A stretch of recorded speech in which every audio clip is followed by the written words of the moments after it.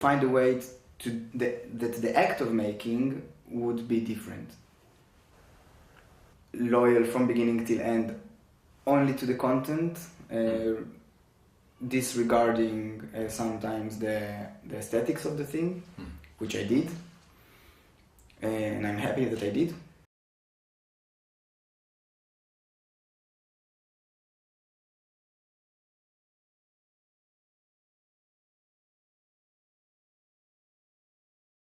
Involve people,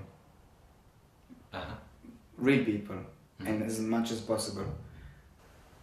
When you go into the studio with dancers, what you do is you're busy with making something that would be watched at later. So the rehearsal itself doesn't need to be beautiful. In the rehearsal itself, you don't need to think of the way that you are treating other souls. Of course, you are being polite and everything, but you're not busy with the actual happening in the studio. You're busy with your mind, with your creation, and there are just bodies there that are waiting to execute something that you would come up with. Yeah. And in Love-ism, it was important for me to have a process which is in itself worthwhile spectating.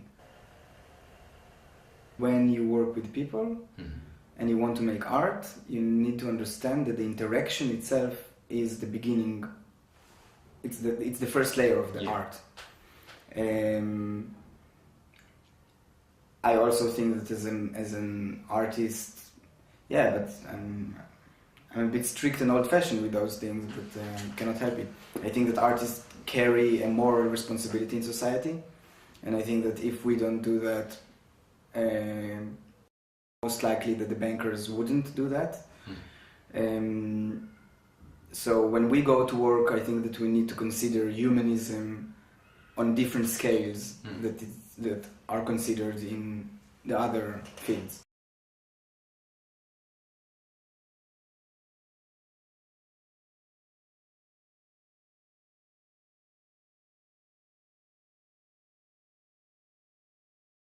I'm entering their personal sphere of each one of them, and then I propose my choreographic ideas, but then I felt that it's something that they deserve to do on their own timing and on their own way, and it's not fair that I would impose outside needs on that. I had a very hard time in all Love-ism, with all the couples, with everything that we did,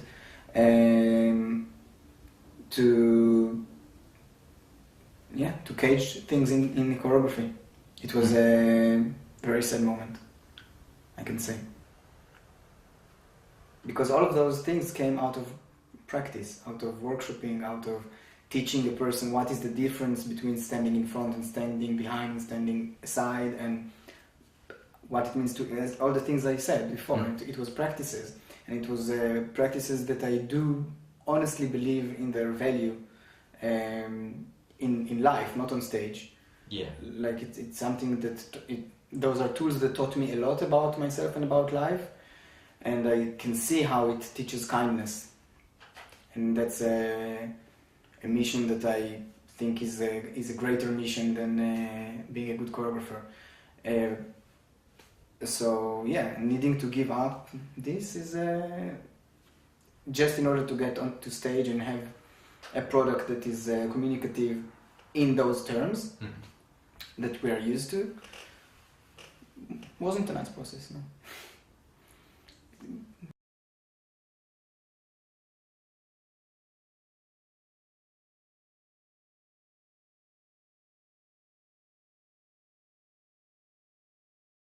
What did you do? What did you tell them?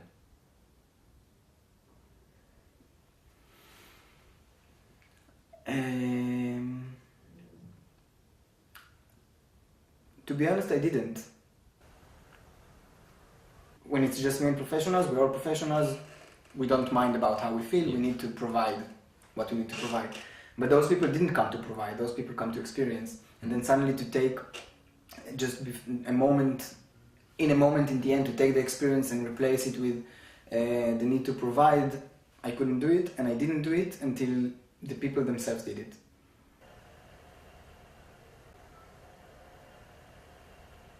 Your panic was when you felt you need to communicate this, but you didn't know yet their reactions or feelings about it? Even without, I knew that I'm doing something wrong. You were doing something wrong. That I will do something wrong by asking them to step off stage. That was your feeling? It's still my feeling, yeah. Or it still is? Yeah, still. Okay, so that's painful. So if it's now performed again, there is your awareness that you failed in bringing all the other people on stage. Yes, clearly. It's about engagement. It's a project about engagement.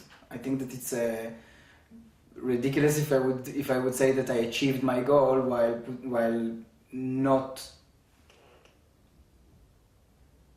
achieving my goal. Yeah. Which is engagement.